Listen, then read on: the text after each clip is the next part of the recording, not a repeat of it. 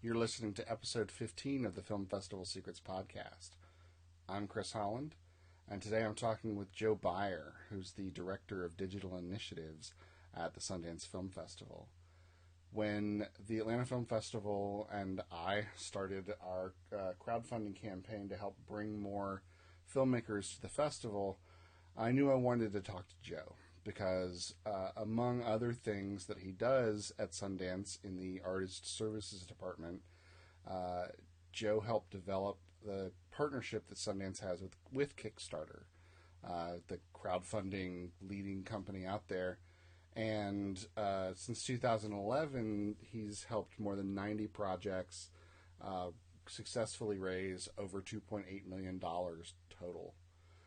So he knows a little something about it, and he also actually recently started his own crowdfunding campaign, this ambitious project to purchase 50 acres of land in Arizona. It's called Rex Ranch, with the ultimate goal of turning that land into a retreat for artists and a community arts center. Joe and I caught up on Skype earlier this week, which I hope will explain some of the audio quality issues. I apologize in advance for that.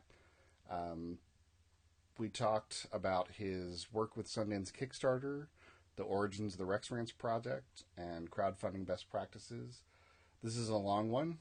Settle in, and we'll start off with some of Joe's thoughts on how crowdfunding has changed indie film and the indie film world over the last few years.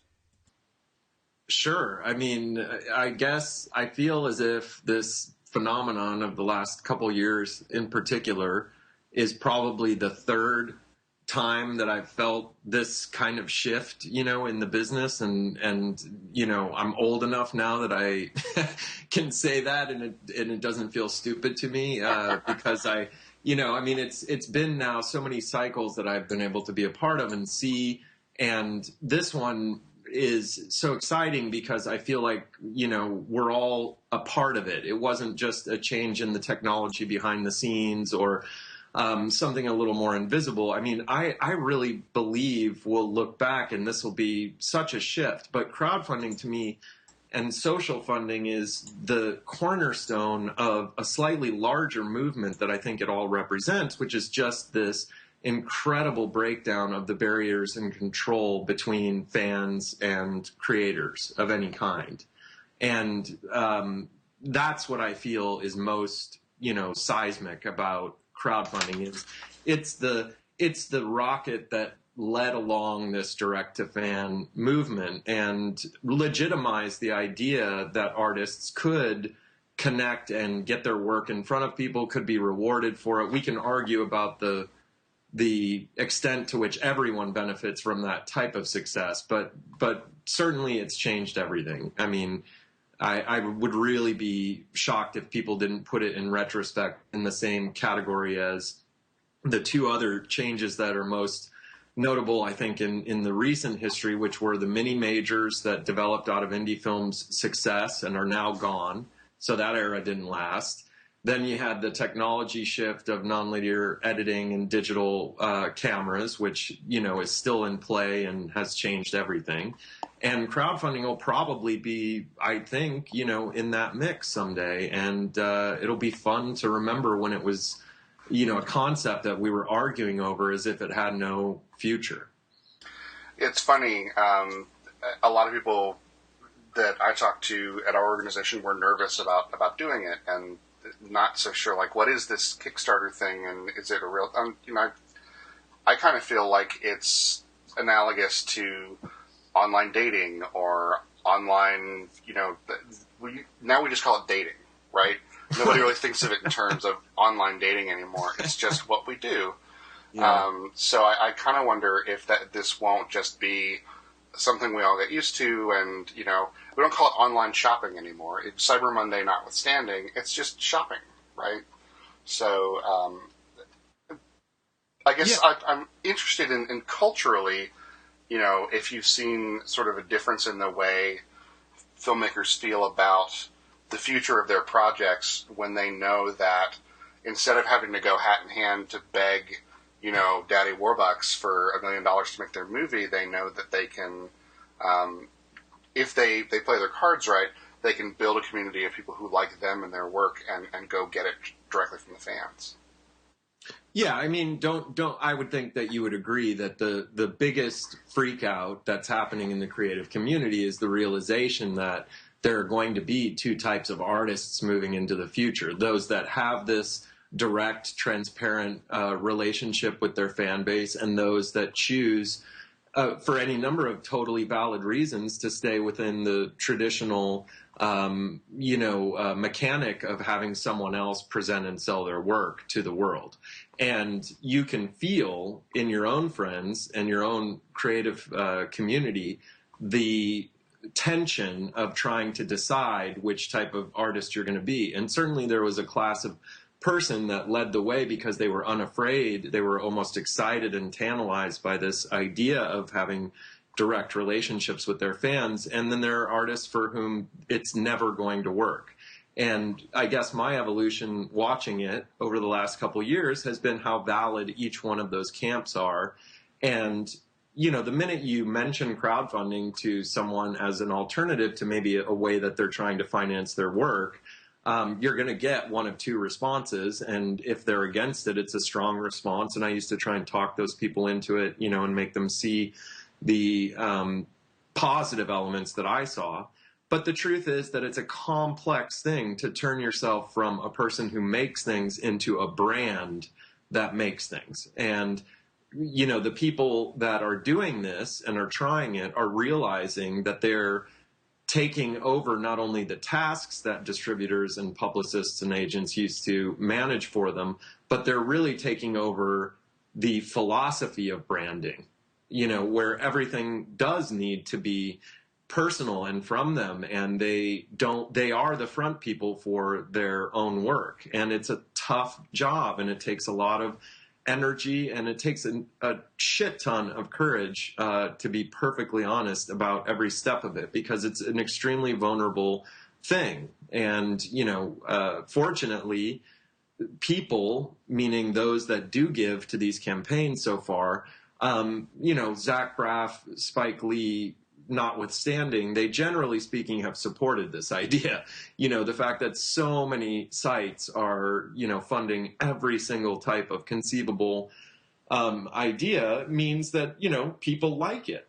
And so that's the part that artists can walk into, is the fan base does want to have, I think, to a certain extent, these relationships directly with people who make things, because it makes enjoying the content, sort of special and different. And, everything's the same in our world. All the TV shows look the same. The blockbusters look the same. When individuals step out of the line and present themselves in these ways, I think it's just purely interesting, to people.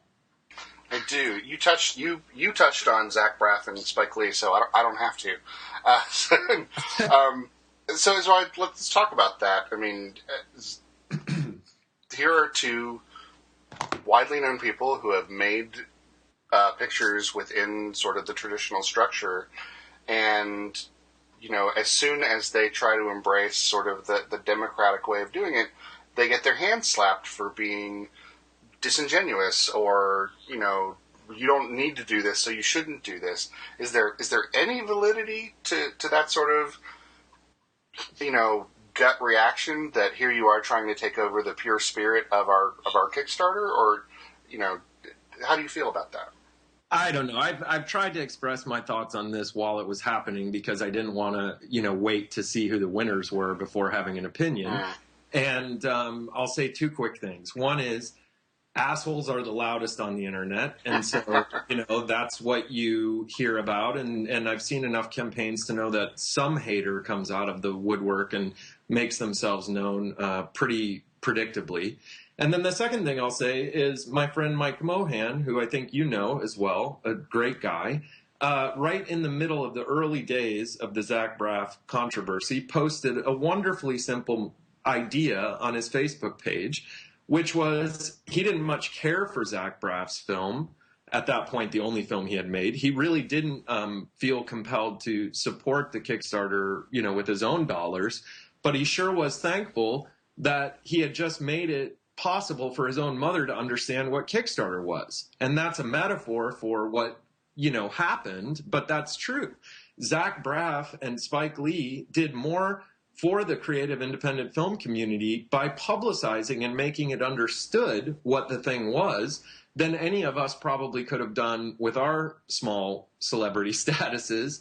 And so in the end, it was a net positive. And I think anyone who looks at it and concludes that it was a negative or a loss for the community is really not thinking very objectively about what happened. And so I hope that they're seen, and I've always supported both of them. I gave to both their campaigns primarily because I wanted to see how they would be interacting with fans. And Spike, was extremely interesting in that you could see the guy learning about it while it was happening. And it was clear he was involved, and it was clear Zach was involved. And, these weren't agents running these campaigns. And that's why ultimately they worked. And you've seen the other versions of that.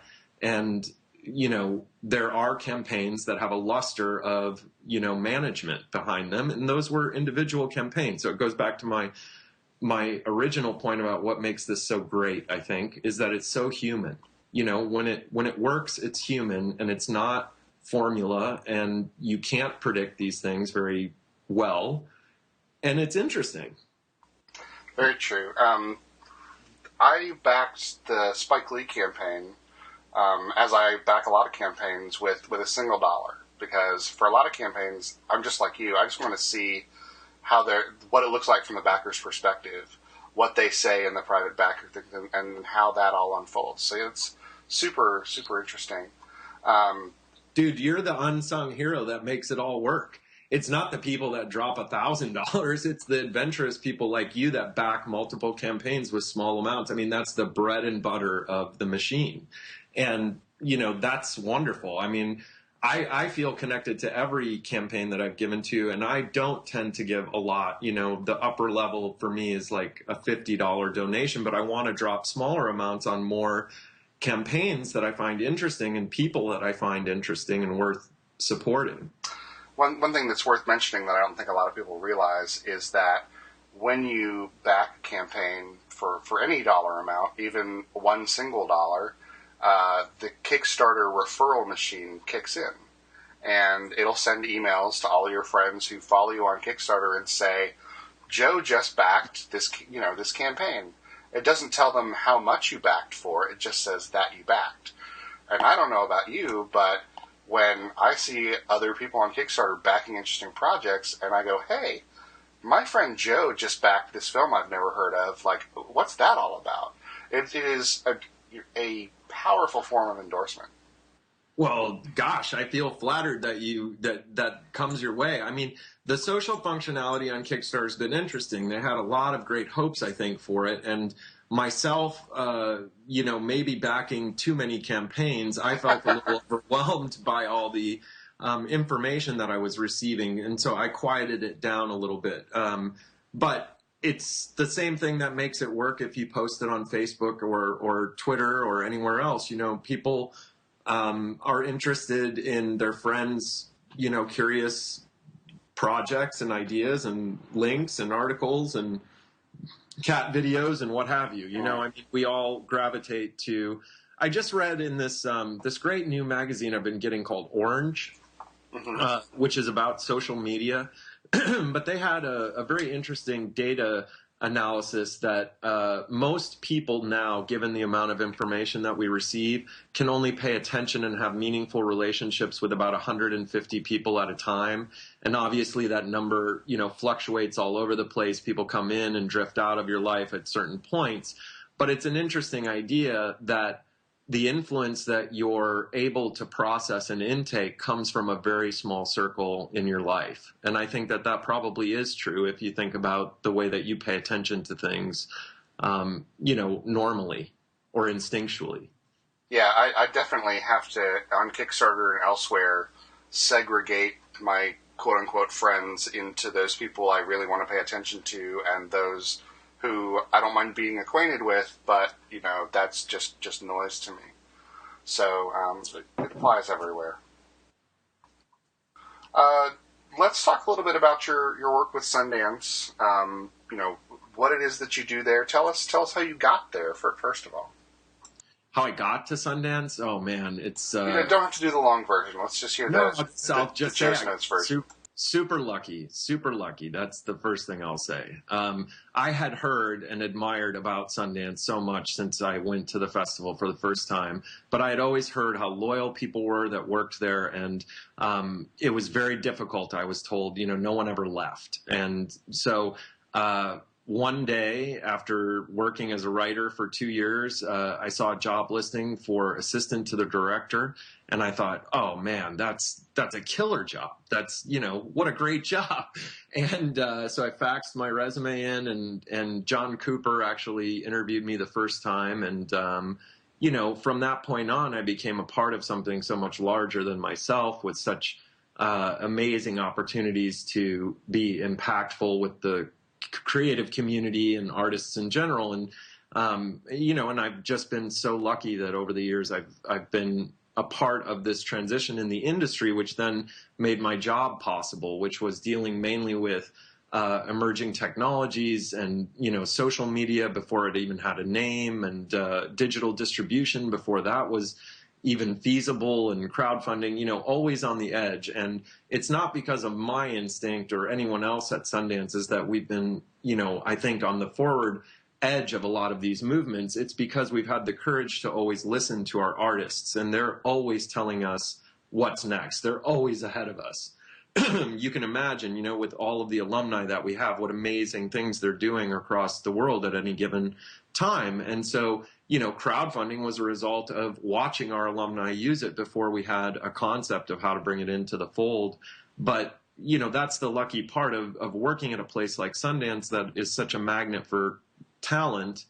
They always tell you what they need, and whatever they need is always cutting edge. And so that's really how, I got to be in this job. And what I do on a daily basis with many talented people is try and support that. And, crowdfunding for us has been a huge win for the alumni and for the Institute. We've gotten to be, right in the heart of all of these new financial models. And Carrie, our director, is, way ahead, I think, of everyone in terms of anticipating and trying to create new ways for the Institute to be supportive. Because as this Kickstarter level of, rewards-based crowdfunding is just the tip of the iceberg now. And there are so many of these new methodologies that have opened up and been legislated, being tested right now, that there's a ton more to come. Different versions and different models are the next step for sure. So talk a little bit about Sundance's perspective on crowdfunding and their participation and their endorsement of certain campaigns. Like, how do you choose who to do that for? Is it just alumni? And what happens when you do sort of get involved with a campaign? Yeah, our Kickstarter collaboration is based on alumni artist qualifications. So you can become eligible for our services, which include, helping you through a campaign's preparation, helping you navigate the Kickstarter system specifically. And then obviously, I think the most valuable thing is that we can shine some light on your project through, a million friends, fans, and followers that are across all of our little digital footprints. And that's the part that probably has the most impact for people. We chose Kickstarter after a competitive review process back when it was, probably half the job to convince people that crowdfunding was anything valuable for our artists. So that was a big part of the early days of this. And at the time, we knew that the field would change. And, we're coming to the end of our Kickstarter relationship and taking a look at how best we can serve our community. And so much has happened since then, and they've been amazing. And, 10% of the festival slate has been supported by Kickstarter for 2 years in a row. That tells you what type of artist is using Kickstarter. And especially in the film category, I think it's been, an exciting mix of people. And so Sundance, qualifies projects first and foremost by who's involved. And in the beginning, we thought it would be very straightforward, like a director or a writer, representing a project. We didn't anticipate, I think, how many producers and actors would also use the system for different types of projects. So to be totally honest, the philosophy is as much help as we can give to alumni, artists, and projects, we try to give. And that varies, and we give precedence to the projects that have come through our labs, our workshops, our film festival alumni. So when you look at our curated page or you see a Kickstarter Facebook post from us, it's most often something that's been directly flowed through or supported by one of our core programs. But it would be foolish and short-sighted of us if we didn't also say in June, for example, oh, we don't have any of those projects. Are we not going to help these projects that are active? No, we're going to try and help everything that we can because we know that people are interested in what our artists are doing, and we know that what they're up to is of the highest quality. And so it's a fluid policy that we put in place based on our availability to promote things and also based on who and how they're involved in a project. So, I'm very proud that we've supported theater projects and opera projects and book projects and different types of things that our artists were doing, because if we had been very strict about it, I think that we would have missed many opportunities. For example, we helped promote Spike and Zach's projects because they're both notable alumni of the festival. Zach had his film premiere as a director at Sundance. And so we wanted to be a part of helping people know what they were up to. And those projects didn't flow through our services per se, but they were still things that were exciting happening out there. So we judge things by the opportunity, I guess. And I hope that doesn't sound wish-washy because it's a very debated internal policy, and we think we're getting it right. We think we're helping as many people as we can.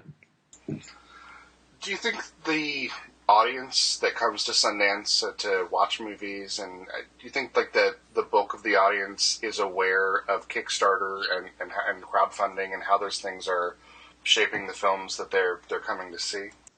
Absolutely. I think we've hit the taxi cab status with Kickstarter as a name and a concept.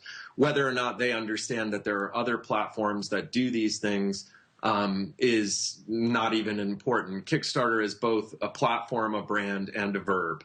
And being that, it means that everyone, I think, has conceptually some understanding of how it works. I'm constantly amazed how many people haven't backed a project, haven't experienced it at all, but there's certainly, I think, a broad public awareness. And if you get up to Sundance, you're talking about preaching to the choir of creative people. And if you've been in a creative community, you certainly know what Kickstarter is, or Indiegogo, or Rally, or any of them, because you've probably gotten 100 emails, a month for the last 2.5 years. Yeah, I think Kickstarter fatigue is definitely real. It is real, and I'll be very honest because I still think that it's something that they need to think about. Kickstarter needs to understand that volume game and that chatter game, and not that they have to do anything differently, but it's a real thing if you're in a creative community that so many people think what they're doing is so great that they all have piled on within the last 18 months. And it used to be very notable if somebody was running a crowdfunding campaign, and now it's definitely the norm. And, it's not just people like you and I that give probably to way more projects on average than some other people, which is not a sign of anything but our willingness to do it. It's not like other people are bad or anything for not doing that, but we give to a lot of campaigns, and there are people that still find it, I think, they have a social pressure to give at a certain level instead of letting themselves off the hook a little bit and understanding, as I said way earlier in the conversation, that they're the bread and butter that makes the machine go. The fact that you give $1 or $5 or 10 or 20 is immaterial to the fact that you're a part of it. You've given validation to the person that's doing it. most of the people that evangelize for projects the most are the ones that give the smallest amount of money. And my theory is that they psychologically feel somehow that they're making up for not giving a large amount. I don't know that I'm right about that, but it's amazing that the people that, give a little help you amplify and promote that campaign so genuinely that their value can't be quantified in a dollar amount. Who knows what the difference is between all of those thousands of people that jump on those large campaigns who give such a small amount. Well, they're proving the very basic theory of what it is, which is the power of the crowd is as mighty as anything. And, it's the small components that make that up, and that fan base growing on a daily basis by tens or hundreds of people is what really makes these things work. It's not the people that are willing to dig deep and give, $50 versus $10. It really is kind of a beautiful thing. It isn't what you give in the amount, it's what you give honestly by taking a chance and becoming a part of something. And we all know what it takes. It takes 4 or 5 clicks on the computer, and sometimes it takes running to find your wallet and getting out your credit card. It's not insignificant what people do to become a part of these things when you think about the minutes that it takes out of their day. But I'm sure you're running your own campaign right now. I mean, you live and breathe by the number of people that are becoming involved. And so as long as that number is going up, campaigns have a wonderful chance to succeed. And, we'll talk about it maybe later, but I'm learning the opposite as well, that, the absence of that growth is really, a kind of magic bullet for killing something. And it's difficult to watch both ways. When it's flatlining, it's very hard for the person, and Sundance is, always in the position of coaching people and throwing some wet water on their face and saying, get back in the ring. You've got 15 days left. And we've seen wonderful examples of campaigns that have overcome great odds and finished strong and been successful. And it always comes down to the number of people. And, that's what I hope a whole new generation will learn, is how much power they hold with that dollar. That dollar is so much mightier than they think it is. And so when they know that they have that power, I hope they'll start dropping it on more campaigns and seeing the fun of being able to support lots of things with very small amounts, which I think is what you enjoy too. Absolutely. I contributed to, when I was doing research for our campaign, I looked for any campaigns that were active that were run by film festivals. And, I wasn't super impressed with what I found in a lot of cases, but this one little festival that I'd never heard of called the Broad Humor Film Festival, which is a festival that spotlights women in comedy in a little town. Broad humor. Okay, we can all get the fun now. A little town in California, and it was not what I would call a super well thought out campaign. The video was good, and the woman was obviously genuine, and she had a very modest goal, but there weren't a lot of updates, and the levels were kind of weird. She was offering physical rewards at very low dollar amounts, which is always problematic. But I just liked the vibe of what she was doing. It looked like the campaign was in real danger. Like they had 3 days to go, and they'd raised $2,000 out of $5,000 goal, and I was just like, what the hell? I'm going to give them $10, and I'm going to post on our Facebook page at the Atlanta Film Festival that here's this little festival that deserves your dollar, and we'll see what happens. And I in no way want to take credit for any of their success, but last minute and the last day they pulled it out. Like they got religion or whatever it is that they did and made it happen. And they funded at over their $5,000 goal. So, definitely learned a little lesson there. And I'm so happy to, my $10 went to support that festival. Even though I'll never get there, How But much? you'll never forget the connection you made, and you know what? You'll always pay attention if you see something they're up to, and they probably will never forget you, whether it's specifically or the part that you played. You know, it's like you're a part of it. You're part of the history now. Yeah, exactly. How much coaching does Sundance give to artists about sort of the personal connection that they have to make with, their core fan base? Because I feel like very much that moving the needle for our campaign is about calling people I know who like me and saying, come on now, this is important to me, give a buck. Absolutely. I mean, time and time again, even after all the creative thinking, all the marketing ideas, all the stunts or bumper moments that you want to insert into a campaign, at the end of the day, the dollars, I think, flow in most directly from what some people have termed guilting your friends and family, and others would consider outreach, I guess. But the truth is, yeah, if you send a form letter to, your whole group, you're probably not going to hear back from people, and you're probably not going to compel them. But certainly if you send a personal letter or a short note and ask them to check it out, you're going to get better results. And one of the things I'm learning painfully on this first, crowdfunding campaign that I've ever put myself in front of, even after all these years, is that you don't have enough time to do everything that you need to do. So if you're trying it alone or you're working with a small group, anything that you can do before this happens to reach out to people is going to be so much more painless than what you have to do when you're running it. I find myself every night when I get off the phone with you, I'll return, a dozen emails and schedule some calls for tomorrow, and then compose new outreach that I want to send to people that I think would like what I'm doing. But if you think about sending a note, responding to a note, going back and forth just to, engage with somebody, it's totally awesome, but it takes so much time. So if I ever did this again, I would do all of that before I even launched, and tell people this is what I'm doing, and do it while I wasn't under the pressure of 30 days or less to try and make it happen, because, people travel. They have questions, and rightfully so. They want to know about this or that, and you want to inform them and you want to share with them, but it does take time. And I think that when you're talking about this concept of your inner circle, your friends and family that are going to support you almost no matter what, just get ahead of your launch date and reach out to them and tell them what you're doing beforehand, and queue them up so that they're the first people in the first 48 hours.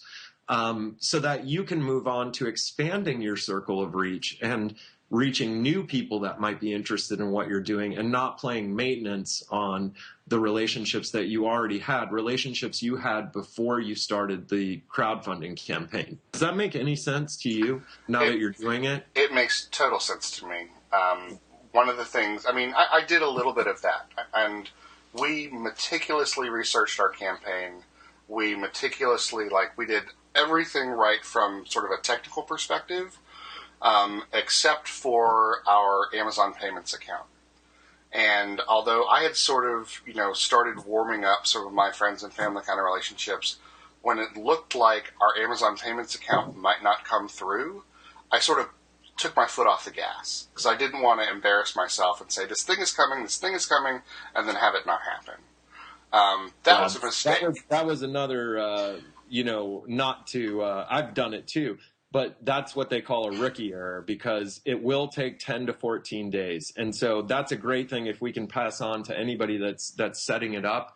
Do not wait. The very first thing you should do is decide where the money is going to go. Get the bank account information, consult a CPA, so you know the tax implications of what you're doing, and set it up and get it verified, and then draft your campaign, because it's the one X factor that you can't control how long it'll take.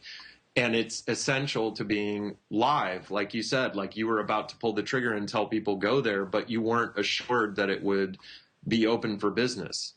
Yeah, so that definitely, we're a nonprofit, and we were on a university campus, so there were issues with our address, and we just didn't know. We didn't know if it was going to happen in time or not. So, yeah, technical glitches like that can affect everything else that you do, and then when you lose that time, right? And we knew that we wanted to execute this campaign during the holidays, which made it part of the whole holiday thing, and it got, I wouldn't say it got nasty, but we definitely lost precious time. We've been sort of talking obliquely about your project, and I want to get more into that. So tell us a little bit more about this crowdfunding campaign, what it's all about, and how you got it started. Sure, and you're very kind to give me any forum because, as you well know, I'm in the thick of it. So I'm anxious for anybody to know about it that doesn't. It's the only passion project that I've felt so strongly about that I wanted to pull the trigger and actually do it. And it's a very simple idea. There's a 50-acre historic property in southern Arizona, a part of the country I'm very much in love with and have a long history with. And it was foreclosed. It was put up for auction and no one bid on it. And then it was owned by a bank in South Carolina where no one at the bank has ever seen it. And so it's a sad, tragic story about a historic property. That's the sad part. We're trying to save it with a crowdfunding campaign, and saving it means buying it. And the more exciting part of the idea is that if we're so lucky as to own it, it's going to be owned by a 501c3 nonprofit organization in Arizona that has the sole intent of converting it from an old dude ranch and a resort into a residency and workshop program for artists and scientists, which I am really excited about as part of the idea, and designers, and anybody really that needs the headspace of a place to have both quiet and communion if you want to engage with other people. So you could think of it like an amazing compound in the middle of a beautiful desert that could be turned into this cultural center. And a big, big part of the idea is that the people that come there and work on things would be able to share the work and the projects that they're doing with the community. And the community is a small rural community. It's several villages separated by a few miles each. And they have very little arts education or arts events in this place. It's a virtue of the size and the way funding goes. And so this would be a way that a place could be salvaged and reborn and reimagined, and then eventually start giving back to this community, I think, in a really interesting way. So it's, for me, an amazing opportunity. And it wasn't something that I went looking for. It was something that found me when I realized what had happened to this place. And I just thought there was an opportunity there. And we were amazingly lucky enough that the bank that owns the place didn't hang the phone up on me when I said, hey, I'm a guy that has an idea to crowdfund and save your historic property. They actually worked with us for several months, and we drew up a sales contract, and we're actually, legally in escrow to buy the property at a pre-negotiated price of $725,000, not a small chunk of change. And to be totally honest, because I feel somewhat confessional about this, because I want other people to learn from it, I think I naively thought that if we put this idea out into the world, that we would have enough time to build an identity and to engage the imagination of lots of people that might want to see a place like this exist. And I was wholly unprepared for the amount of work that a crowdfunding campaign truly requires when you're the go-to person running it. And I underestimated the politics of being a guy that lives in California and who has an idea for something in Arizona and, needs to work very carefully to convince people that our intentions are good and, that we have the best interest of this place and the community in mind. And I wholly underestimated how busy everybody fucking is. It's Thanksgiving weekend in 4 or 5 days. It's Christmas, right after our deadline expires. And even though those were clear dates on the calendar, it surely wasn't it wasn't as impactful when we were planning this because we got one shot at it. So, whether it works or doesn't, and at this point we're 1% funded after 2.5 weeks of solid work. So, it's hard to think that we'll be able to overcome. I spend every single day, just scheming for anything that I can do that will help give this idea life. And I keep waiting for that magical moment that Kickstarter has, where if you're 34% funded, you're 90% likely to succeed, the tipping point, the momentum, and it's not coming. And, I fear that maybe what I'm doing is speaking louder and louder, but I'm not saying anything new and I'm not connecting with people. So it's deeply personal and vulnerable when you're doing this. And I think it's been a great learning experience, whether it succeeds or not. I surely will take a greater understanding of the psychological toll that this has for people when you put an idea out there and you really have to fight to convince people to pay attention to it. And it's because it's a place in the world where maybe half the people that back this will never go. And it's a little like the festival that you mentioned, your project that you backed. How do I connect with somebody enough that, like you, they had the reaction, oh, wow, that's really cool. And even though I'll never tangibly benefit from that, I still believe in a world where that's a part of it, and I want to see that happen. And right now we have a world where this property will eventually probably crumble. It's in really bad shape. But it's not bad enough that it can't be salvaged. And we keep bringing in people to look at it, to tell us that, to say exactly what it will take to fix it and how fast can we have people staying there. And, more interesting to me than the money, which has not been coming in very quickly, has been the overwhelming response we've gotten from people wanting to volunteer their time or expertise. So I may not be getting donors on rally.org, but I'm getting emails from people who say, I'm a retired electrician. I would love to come out there and spend a week and help you fix everything. Well, I don't even know how to put a value on that. That's huge. Guys calling and saying, I've got a stable down the road. I'll help you restore your stables, stuff like that. People volunteering to host events there if we get up and running. So it's been really interesting because, frankly, the most exciting thing is all of this volunteer help. I won't be able to utilize it, and the organization can't benefit from it unless we get through this first phase. And it's an interesting thing to try and form an organization by meeting your single largest challenge as the first thing that it takes on. But, if this organization pulled this off, it would be an organization that would be born in 45 days and would be sitting and owning a property where it would operate from. It's such a unique position, and it gives the organization such a wonderful opportunity to succeed into the future, because not only would it be able to operate immediately, it would have the equity of owning this property, which could only gain value over time. And so I see this property in some way as the replacement for an endowment, where this organization immediately starts with a healthy financial future, and then everything that we can create after that would be gravy, like finding government granting and private donors and developing a membership program and all the things that you have to do to operate something like this into the future. I can't think of another organization, maybe Marfa, that was born out of this sort of organic acquisition of a place. And, I just think it's a very incredible return on anybody's investment. If you give $1 or $5 to this campaign, the potential payoff is that hundreds, if not thousands, of different types of guests would be benefiting from a place where they might develop some of the greatest, things that we've ever seen. They might not either, but it's a hell of a cool idea. I mean, somebody said it to me today. I said, I'm having trouble raising this money. Everybody loves the idea. And she looked at me and she said, what's not to love about it? And I thought, Well, that's it. It is a great idea.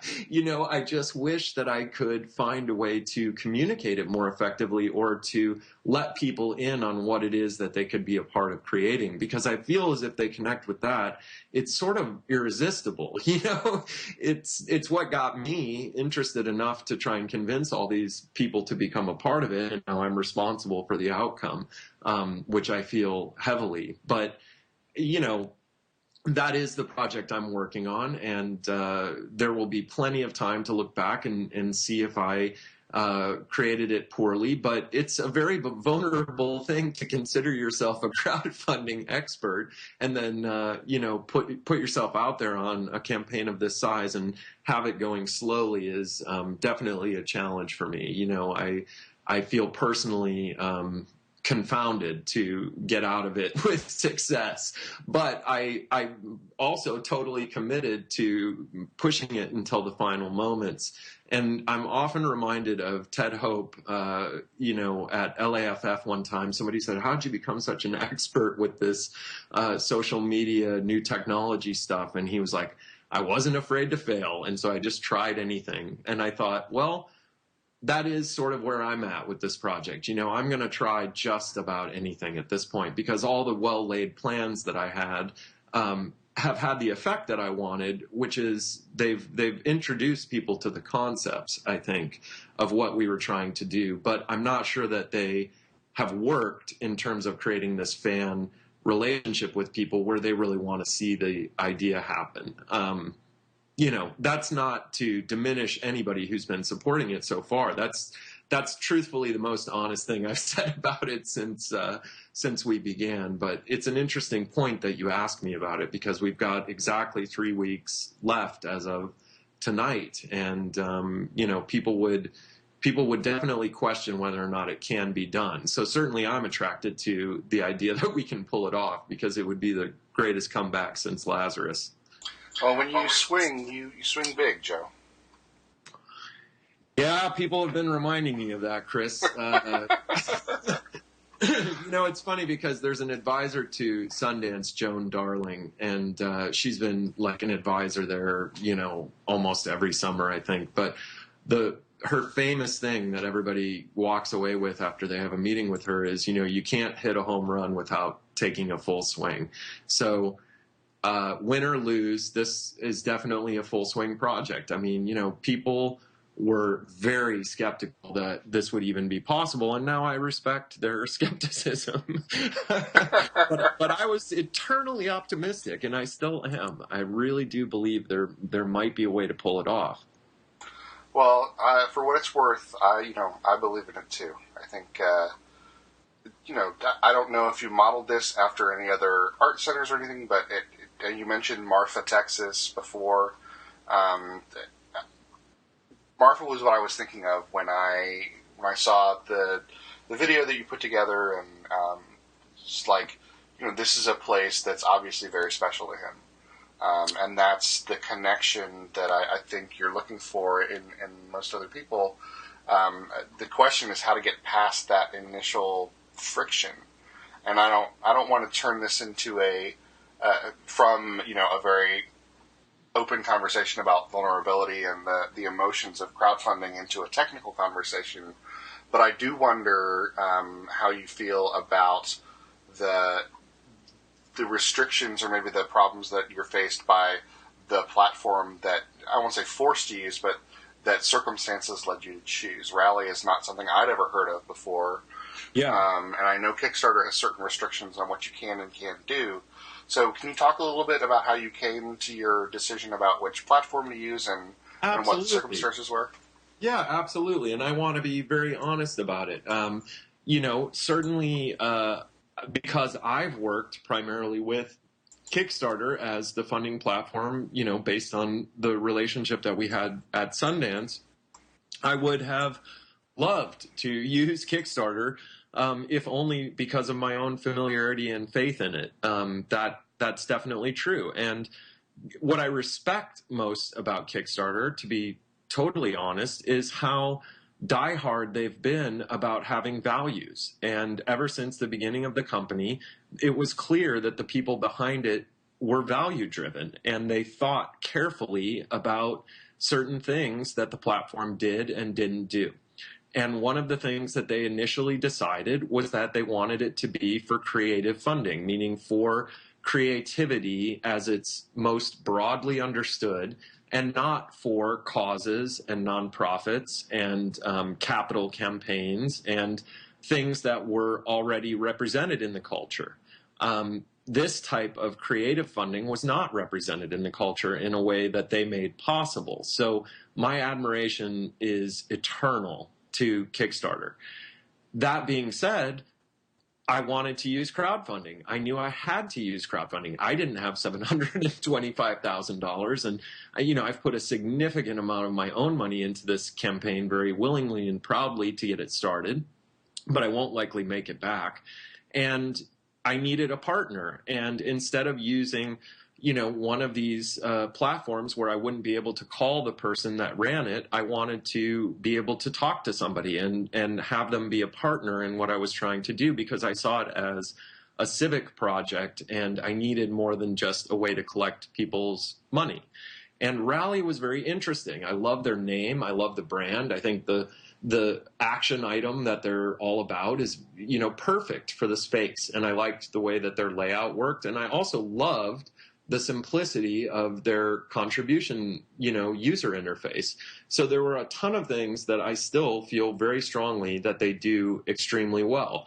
As a newcomer to the block, it's the second time that I've used a platform that wasn't Kickstarter, and I'm learning how valuable Kickstarter's built-in community is. The fact that so many people have now contributed to Kickstarter, and the fact that they're familiar and they trust it and they know it and they understand it, means that there's a lot less that you have to get through in terms of convincing somebody to, as I said earlier, click those 4 or 5 buttons to actually make a pledge to what it is that you're up to. And so we know that there are less people that use Rally. Rally knows that, that's a known fact. And I think that, I could have benefited on this campaign probably from a larger built-in community. They have been terrific. They've been amazing about helping us. They give us suggestions. We have an individual relationship with them, and they've been partners on it, and it's been an enormous help. We're struggling for other reasons. It's not because of Rally. Our campaign has been fatigued with not enough people dealing with all the complex issues. At the same time that we're trying to raise the money, we're also trying to give birth to this organization. We're trying to set up future forms of funding. We're thinking about public programming. We're taking applications for residencies.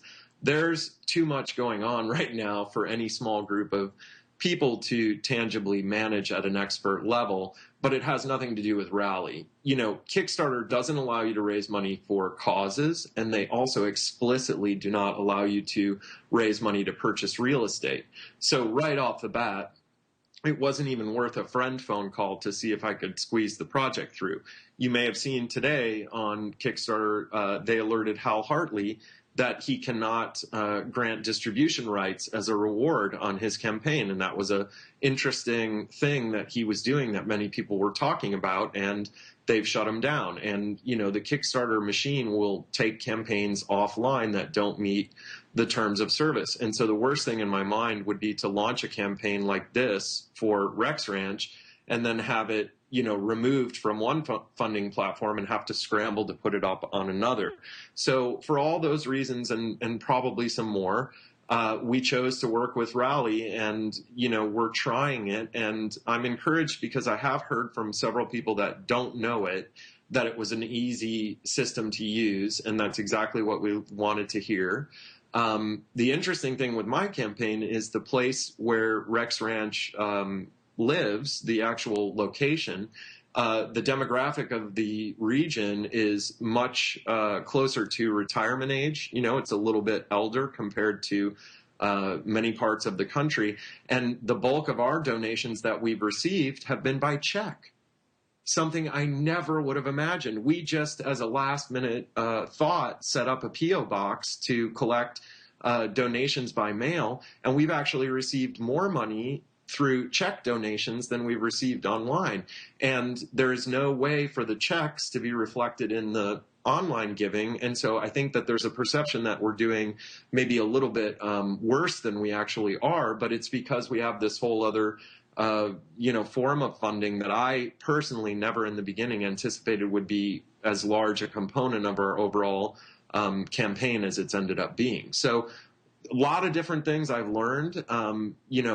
I would say if somebody was considering a campaign like this one, the Rex Ranch campaign, which is not a traditional creative project, but something different, really do your research and make a decision right at the last minute based on which of these non-reward based platforms is growing the most, whether it's Crowdfunder, whether it's Rally, whether it's Rocket Hub, whether it's any of the ones that are Razoo is another one, whether it's any of them, take a look at who's the biggest at that moment. And I think if you're looking for an easy way to make the decision, go with the one that has the largest user base, because that can't help but benefit your chances for success. And I hope very strongly that Rally doesn't disagree with me, but, that is the truth of how I see it with a little bit of perspective. Gotcha. So, Rex Ranch, the idea, the retreat, the arts center, the what you want it to be, is it Rex Ranch the place, or if this doesn't come through, are you looking to do it, at another property? Like, how much longevity does this have for you personally, and how much of it is tied up in this property? Well, thanks for throwing me the softball there, Chris. You have put yourself out there, and I'm really interested in knowing, how much of it is about the idea of it in your head, and how much of it is about your attachment to this place. That's an important question. No, I think it is, and you're in line of people who've asked me, and it's been interesting because I just never would have thought of that question before I started this, but it's a natural question. I have a deep affection for this place specifically. I feel very strongly that to recreate the patina and the history and the opportunity of this property, to say that we like this idea, but we're going to go find 50 empty acres in the desert and create it, there's no comparison for me. The history of this place specifically is part of what makes it so special. We're not making this place special. It's been special, and it will always be special as long as it exists. So I want to tap into that. And I'm not as interested, honestly, in pursuing any other iteration of the idea. And I've tried to be honest with people that I would be open to it if the community of donors told us to do it. But my personal passion is for this place. And the reason why is because this idea can walk right through the front gates and become a reality. And this idea, born of another place and of another type of project, is going to take years to develop. And I'm impatient. I want to start helping people and giving them this opportunity as soon as humanly possible. And 32 guest rooms on this 50-acre property, and 10 of them right now, thank God, only need a paint job and some new furniture and a cleanup. And we can have people staying and working there, by July of next year. And and I want to beat that. I want to have people maybe in April or May. I don't want to wait. I want to get people out there, because the whole idea won't live until there are people on the grounds working and developing ideas and having fellowship with each other. That's the basic construct. And so many people are asking me about the plan B, because, as I told you, we're 3 weeks away and we have a hella long way to go. And I'm not going to think about it until we're finished with this phase, because I still believe in this phase.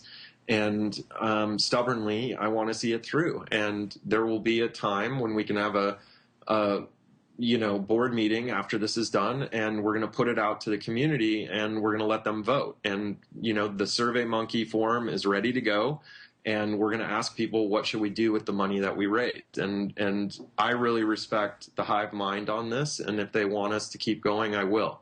But right now, I want to save that beautiful place that needs to be preserved. And it also is a turnkey chance to make this idea a reality. And, you know, that's what I hope people see, is the opportunity of this. This is once in a lifetime that you could sweep in and grab a place like this and create something like this. And, you know, that's what I hope connects with people is, holy cow, you know, if we just give a little bit of money, we can create this awesome place. And I think half the people that would give money to this idea could eventually come and enjoy it. You know, that's the whole idea. Whether you're a guest or you come with a project or you come as an observer or any number of roles that you could play, I really believe that if you give to this project, we'll be open for business. And someday you can come visit Rex Ranch and touch and feel and see exactly what you helped create with your tiny contribution. And, you know, to me, that's,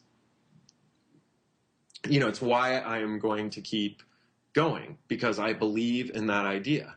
I didn't go out and try and cultivate a bunch of relationships with high net worth individuals. I'm trying to connect with the broadest international group of people and say, hey, you're a part of the creative community. Don't you think this is a great idea? Don't you think this is a cool opportunity? Guess what? It's super cheap. We can get this place. You know, all I'm asking is for the community to birth it. Once we birth it, we can move into all those traditional ways of raising capital for the operating funds and the renovation. I have tons of ideas of where other money can come from. I got a phone call from, I swear to God, the University of Arizona Fine Arts Department has a Hanson Film Center. And the woman who runs it found me today and said, we can offer you money. All you have to do is, you know, succeed, and we'll help you fund some programs. So I know that the money to keep it going into the future and to address all of the needs, I know where that can come from. But I need some type of army to emerge and create the way that we can do it. And the only way is if we raise the money by the 16th. Now, people are saying, can you renegotiate? Can you get more time? Well, relative to what we're up against now, maybe we can renegotiate for another 2 to 3 weeks. But the alternative is, if I'm not successful and we don't find a way to raise this money by December 16th, this property goes back on public auction. And the truth is that now, after our campaign, I probably have run a 45-day marketing campaign for somebody else to sweep in and buy this property because nobody thought it had value. And we've shown a lot of light on what the value of it is. And at the end of the day, I'd be happy with that because it would mean that the property was preserved and that it wasn't going to crumble away. I really would. It'd be tough to swallow, but I would be happy with that because it addressed the first thing that we identified, which is this is a special place. It's historic. It has real value, and it shouldn't be lost. And so it's a complex project. You know, I understand that. I really didn't when I started it, but now that we've been through all of this work, I really, you know, appreciate what we took on. And I think we took the big swing, as you know, said, and it could be a strike. Well, I believe in Plan A, Joe. Well, I appreciate it. I really do. I mean, you may not think it, but it means a lot to me. You keep saying we. I want to talk about who the we is in this case. You've got a team of people who have signed on as advisors and campaigners, and Rally allows you to sort of recruit people into your army, which is really actually kind of unique. Can you talk about who those people are and what they're doing to help out with this? Sure. I'm enormously lucky and also in constant disbelief that I was able to convince a lot of really smart, important people to lend support to the Save Rex Ranch idea. That's a miracle to me, and I'm eternally grateful to every one of them, because when I asked them for their help, this was nothing more than a one-sheet idea that I was just beginning to develop, and they lent their faith and support in it, and it's only grown. And if anything, I've been vindicated by how many people have stepped forward to say they would help or they would offer more assistance. So I think the idea has captured a broader imagination, and that's because of the people involved. when you need help, you turn to the people you trust the most. And all of those people that are on that list, with a few new exceptions, who I hope will become friends of mine, are, people I've known for several years, and I know their work, and I know them personally, and I ask them to lend their support by saying that they believe in the idea and nothing more, and that would help me, present the idea to the world. And since that first baby step, I've gotten so much more involvement from everyone than I ever anticipated. So I not only get ideas and prompts and connections and offers for future types of assistance, but I get their moral and social support. They're vocal about helping us achieve this goal, and that's great. Pragmatically, we have a board of directors for the nonprofit, and I'm the only outsider, and that's very much by design. So I'm the project volunteer director, and I'm steering the ship, and I've conceptualized a lot of the first structures of this idea. But then I have 4 colleagues that are all local residents and have a wealth of experience with the nonprofit sector who are also on this board of directors. And I've known 3 of them for 14 years, so they're very close friends of mine. We had talked, the local friends and I, many years ago about a similar idea for a similar property. It was a property that, in retrospect, wouldn't have ever worked as beautifully for this idea as Rex Ranch does. But we had pursued something in a very early stage, and we got to a point with this other property where we could not get a flood insurance quote for it because it was sitting right on the Santa Cruz River in southern Arizona, and it had flooded miserably, over the year, like catastrophic floods. And so nobody would insure it. And so that's a deal breaker, and you walk away and you say, well, this is never going to work there. Rex Ranch is not a property like that. It's a property that could still be salvaged so easily if we were able to get in there in the next couple months and start, working and preserving this great space. So we took some of that history and moved it over, but we weren't looking for this. In other words, I feel very strongly that Rex Ranch, if it has a spiritual identity, it was reaching out to us and saying, what a great idea, help, get people in here. I mean, it's really tragic. I know some people love this DK porn where you go and you look at buildings like in Detroit and you see how, amazingly deteriorated they are. But when you walk around these grounds and you see this place falling apart, it really does speak to you in a kind of, emotional way. And you feel like you don't want to see this happen. And, everyone who's visited it has had the same experience. They just see it filled with activity because it's such a cool, spot, and it's clear that it would inspire people in a very meaningful way. So, it is what it is. We had a chance and we took it. And I'm seeing it now. I'm seeing it that way, that it may not succeed, and it's okay. I'm as anxious to write my top 10, what I learned from this, as I would be to shoot some fireworks off if we actually pull it off. Because I think either way, I want to give something back from this experience if I feel that it's worth sharing. So this is a chance to do that, talking with you, and I really appreciate it. Well, I don't want that top 10 list yet. Right. I want the top 10 list of things that you would have done differently, but it succeeded anyway. So let's cross our fingers on that one. I am interested, though, in your experience with this and your experience with the folks at Sundance you've worked with, about maybe 1 or 2 things that you've seen as missed opportunities, as things that filmmakers ought to be doing in their campaigns, but for the most part really aren't. Well, it's going to be hard for anybody to take me seriously at this point in terms of that. But I will. One thing that I think is very interesting in terms of many people don't trust it at first. They think it's a little cheesy. But what we notice really connects with people in terms of Kickstarter and the rewards, or Indiegogo and the rewards system, are experiential, offerings, things that are not physical or tangible, but are more one of a kind. So, these types of rewards that you sometimes see, where you can have lunch with a producer or a director, or you can visit the set, or better yet, you can be an extra, or you get involved somehow. There's some kind of a tangible experience that you might be able to have. I would encourage people to not dismiss those types of ideas, even if they think, oh, that's so cheesy, who would want to have lunch with me? Well, a lot of people might, especially if you have experiences. We all remember being young and not knowing much, and the opportunity to talk to somebody, or to meet somebody, or to see a film get made, it's not as common for many people as it might be for us. And so maybe don't dismiss some of those ideas, because they are really interesting to other people, and they seem to do very well on these platforms. I think a lot of people worry all the time and try and create these bundles of rewards that are as valuable as the donation.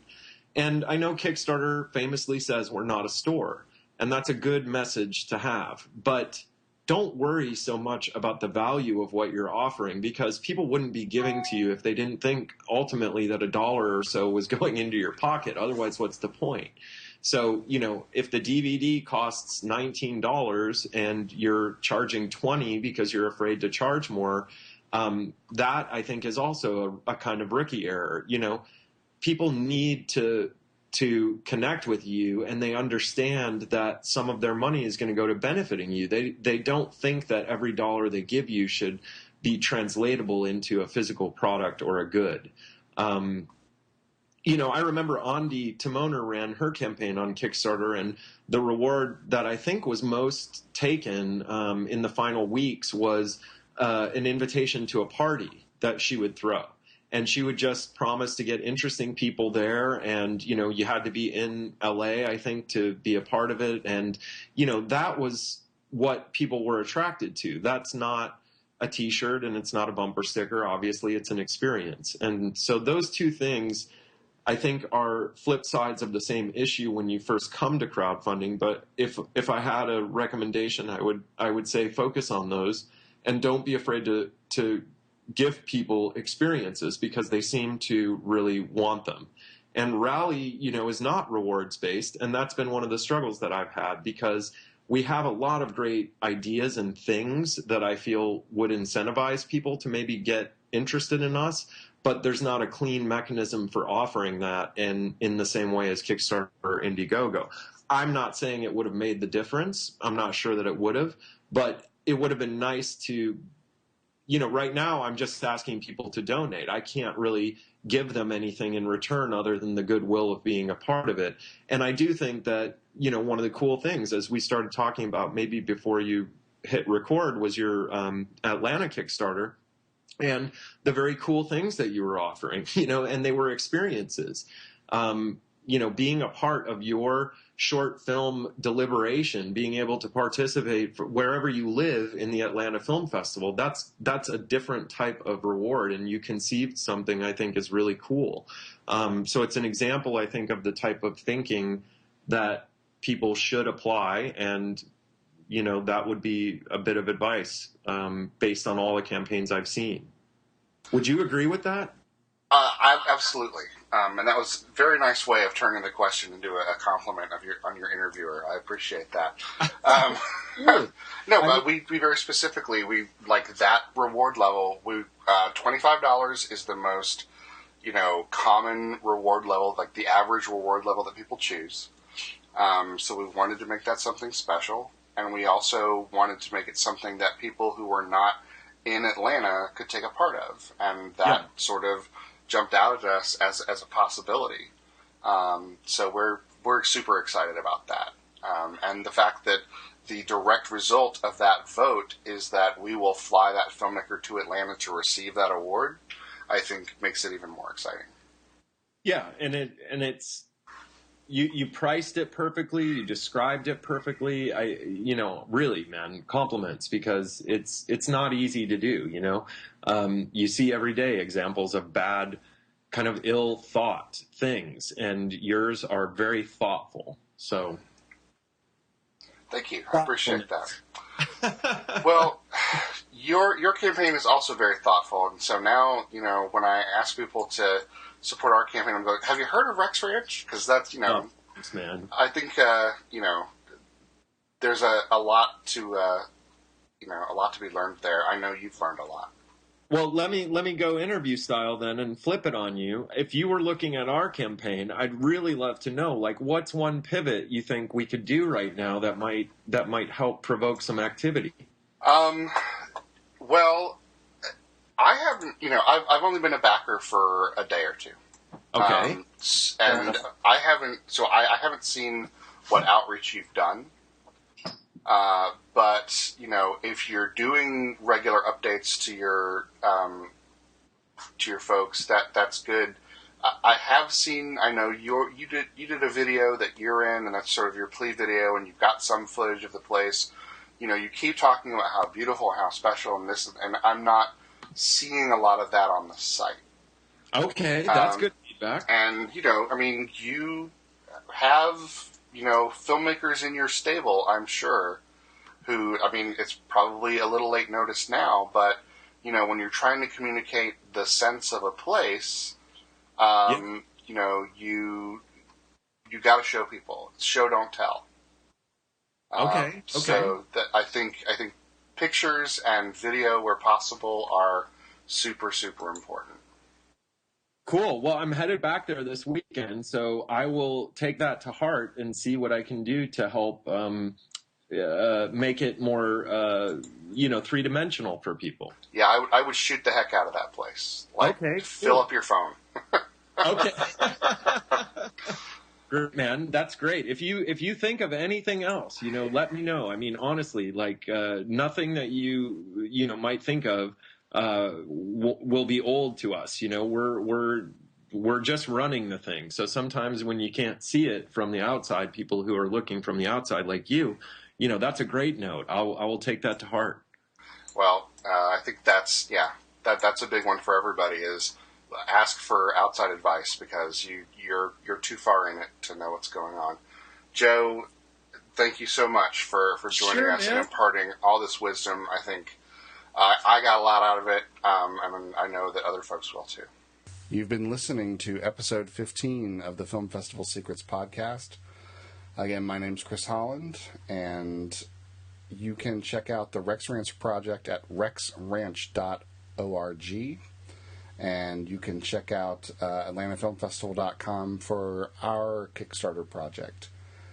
Thanks for listening, and if you have any questions, be sure to send them over to Chris at FilmFestivalSecrets.com.